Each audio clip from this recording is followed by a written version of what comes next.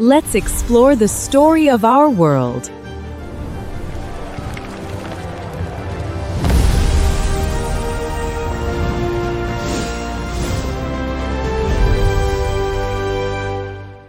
The atmosphere keeps Earth warm enough for life and creates the conditions for clouds, rain, wind, and storms. This is how weather, climate, seasons, and monsoons are all connected. Section 4. Weather and Climate. Introduction. Weather versus climate. Everyday questions like, will it rain today? Or, why is it always so hot here? Point to two different ideas, weather and climate. Weather is about the atmosphere right now or over a few days, while climate is about the long-term pattern of a place. Learning to tell them apart is the goal of this section. What is weather? Weather is the condition of the atmosphere at a particular place over a short period, from hour to hour or day to day. It is described using elements like temperature, humidity, rainfall, wind, and cloud cover. For example, today is sunny and windy is a statement about weather. Weather's effect on mood and plans. Weather strongly affects how we feel and what we do. A hot, humid day can make us tired and irritable, while a cool, pleasant day lifts our mood and energy. We also plan around weather, carrying an umbrella, choosing clothes, or postponing outdoor events, which shows how directly it touches daily life. Weather variability. A defining feature of weather is that it can change quickly and often. A morning may start clear and sunny, then turn cloudy and rainy by afternoon. This constant, short-term variability is exactly what separates weather from the steadier idea of climate. What is climate? Climate is the average weather condition of a place measured over a long period, usually 30 years or more. It describes the typical or expected pattern rather than any single day. For example, saying, Rajasthan has a hot, dry climate sums up decades of weather into one general truth. Difference between weather and climate. The key difference is time. Weather is short-term and changeable, while climate is long-term and stable. Weather can differ from one day to the next, but climate changes only slowly over many years. A helpful way to remember it. Weather tells you what to wear today. Climate tells you what clothes to own. Section 5. Elements of Weather and Climate. 59. Introduction. Elements of Weather and Climate. Weather and climate are both described using the same set of measurable features called elements. The major ones are temperature, humidity, precipitation, air pressure, and wind. Studying each element one by one helps us understand how they combine to create the weather we experience. Temperature, daily and seasonal variation. Temperature is the degree of hotness or coldness of the air, and it changes both through the day and across the year. It is usually highest in the early afternoon and lowest before dawn, and it varies between summer and winter. These regular rhythms are caused mainly by changes in the amount of sunlight received. Temperature and insolation. The main factor controlling temperature is insolation, the incoming solar energy that reaches the Earth.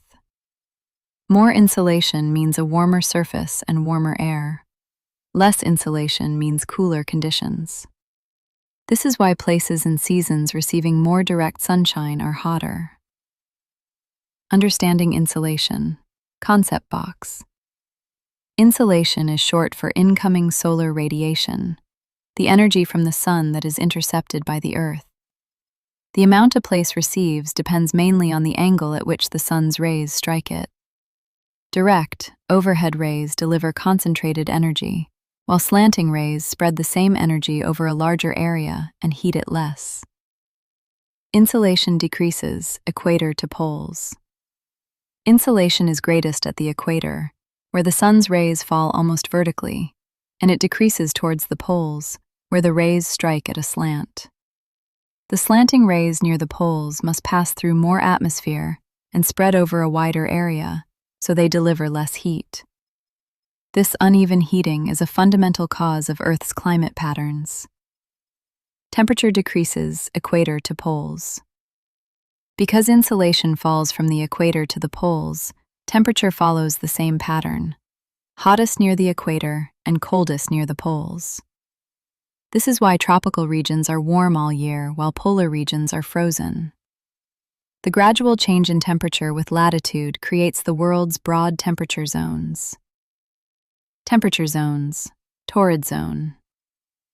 The torrid zone lies between the Tropic of Cancer and the Tropic of Capricorn, straddling the equator.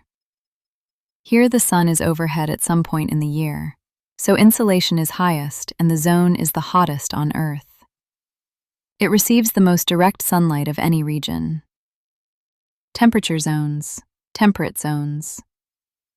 The temperate zones lie between the tropics and the polar circles, one in each hemisphere.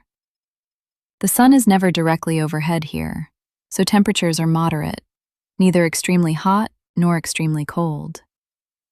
These zones experience clear, distinct seasons. Temperature zones. Frigid zones. The frigid zones lie between the polar circles and the poles in both hemispheres. Here the sun's rays are always very slanting, and insolation is lowest, so these zones are intensely cold. They experience long periods of daylight in summer and long darkness in winter. Reading the temperature zones diagram. A temperature zones diagram shows the Earth divided by key lines of latitude: the equator, the two tropics, and the two polar circles. Reading it, identify the torrid zone around the equator, the two temperate zones on either side, and the two frigid zones at the poles. Linking each zone to its latitude range and its typical temperature helps fix the pattern in memory. Humidity, water vapor and moisture. Humidity is the amount of water vapor, or moisture, present in the air. When there is a lot of water vapor, we say humidity is high. When there is little, humidity is low.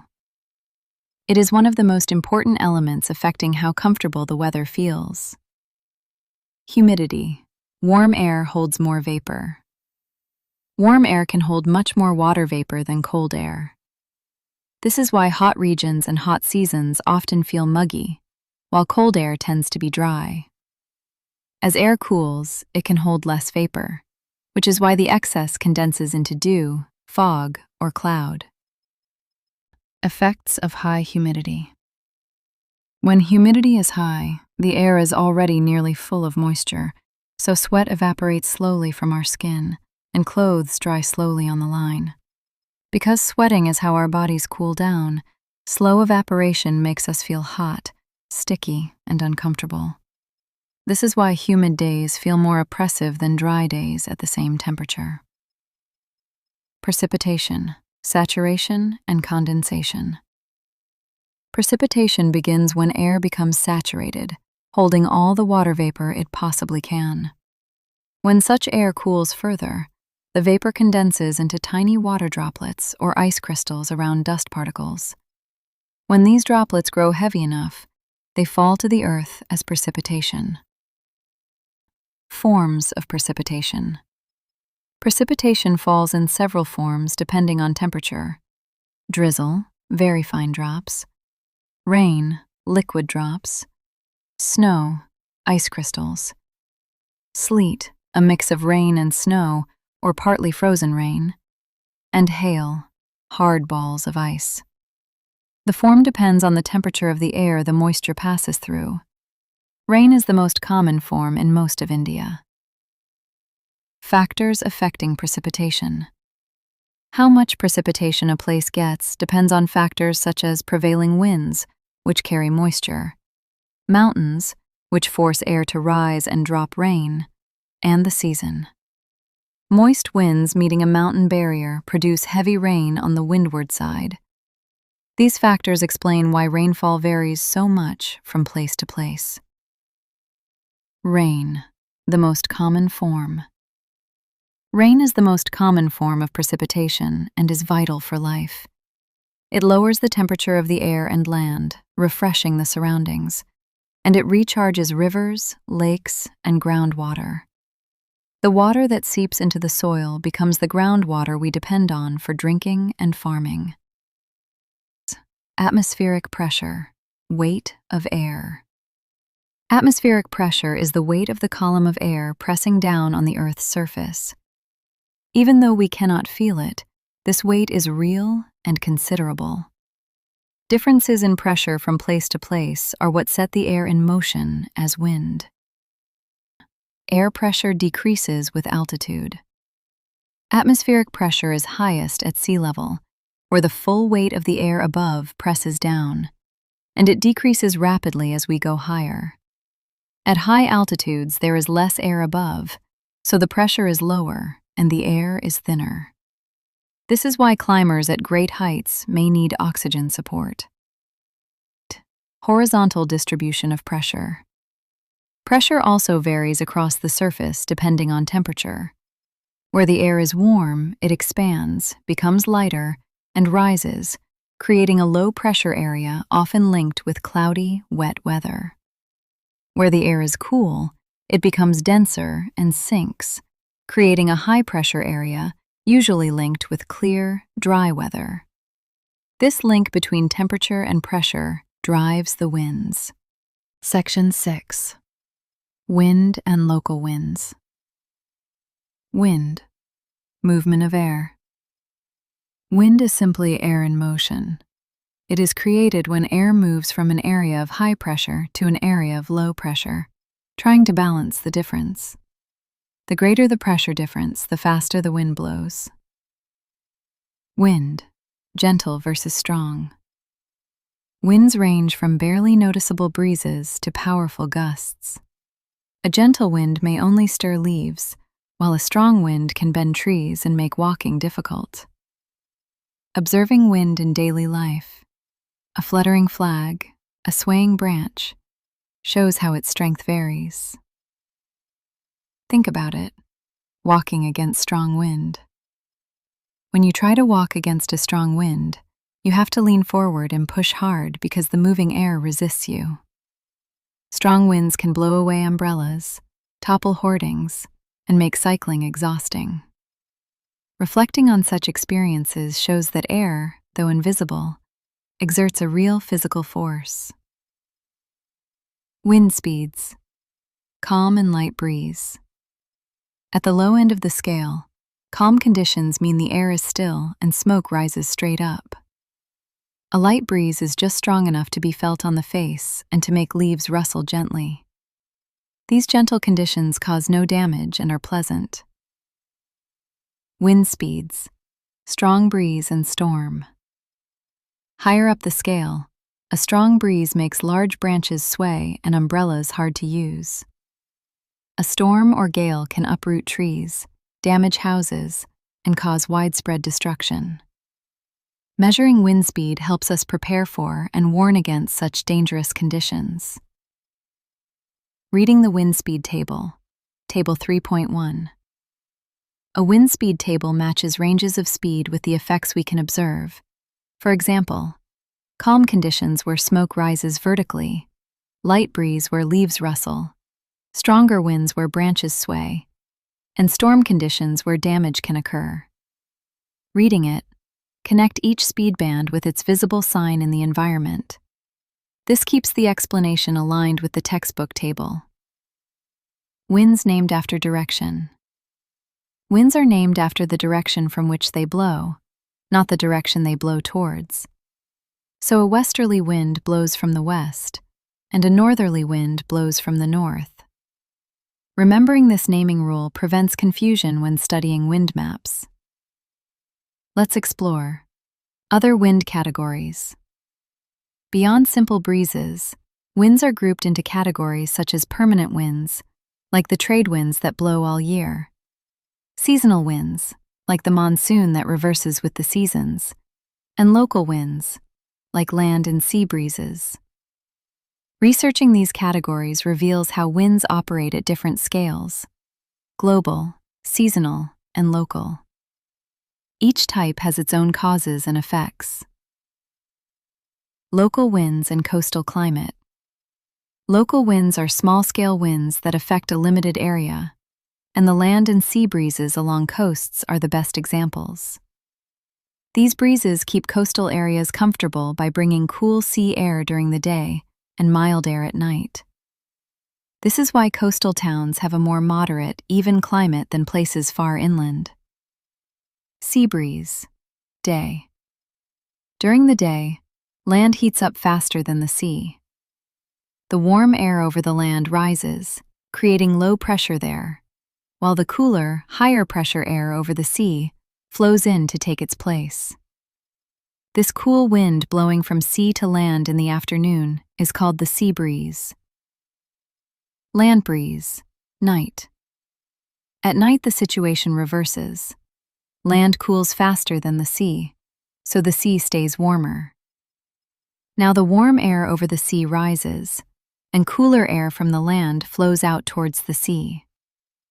This wind blowing from land to sea at night is called the land breeze. Reading the land and sea breeze diagram, figure 3.8. A land and sea breeze diagram usually shows two panels, day and night. In the day panel, arrows show cool air moving from sea to land, low pressure over warm land. In the night panel, arrows show air moving from land to sea, low pressure over warm sea. Comparing the two panels makes clear how the daily heating and cooling of land and water reverses the wind direction. Section 7. Seasons in India. Year divided into seasons. A season is a period of the year defined by a general, repeating pattern of weather. Because temperature, rainfall, and wind follow a yearly rhythm, we can group the months into seasons. Dividing the year this way helps people plan farming, festivals, and daily life around expected conditions. Let's analyze. Track weather for 2 weeks. A useful activity is to record the daily weather report from a newspaper or app for 2 weeks, noting temperature, rainfall, and wind. Comparing the entries reveals how weather changes from day to day, even within a short period. This hands-on tracking shows the difference between changeable weather and the steadier idea of a season. Seasons in India. Tropical monsoon. India's climate is broadly classified as tropical monsoon, meaning it is warm for most of the year and dominated by the seasonal monsoon winds. The monsoon's arrival and retreat largely define the Indian year. This single climate type shapes agriculture, water supply, and culture across the country. IMD and 4 distinct seasons. The India Meteorological Department, IMD, officially divides the year into 4 seasons: winter, summer, pre-monsoon, the southwest monsoon, rainy, and the post-monsoon, retreating monsoon. This scientific classification is based on temperature and rainfall patterns. It gives a standard framework used across the country. Winter season. The winter season lasts roughly from December to early April and is the coldest part of the year. Skies are usually clear, days are pleasant, and nights are cold, especially in the north. This cool, dry season follows the retreat of the monsoon. Winter, temperatures across India. Winter temperatures vary widely across India. The northwest is quite cold at about 10 to 15 degrees Celsius, while the southeast stays warm at about 20 to 25 degrees Celsius. This difference occurs because northern regions are farther from the equator and influenced by cold winds from the north. The south, closer to the equator and the sea, remains mild. Summer, pre-monsoon. The summer or pre-monsoon season runs from about April to June, extending to July in the northwest. As the sun moves overhead, temperatures climb steadily. This hot season builds the intense heat and low pressure over land that eventually pulls in the monsoon. Summer, hottest months and temperatures. April and May are usually the hottest months, with inland temperatures reaching about 32 to 40 degrees Celsius and sometimes higher. Hot, dry winds add to the discomfort in the interior. The extreme heating of the land during this period is what creates the strong, low-pressure zone that drives the monsoon.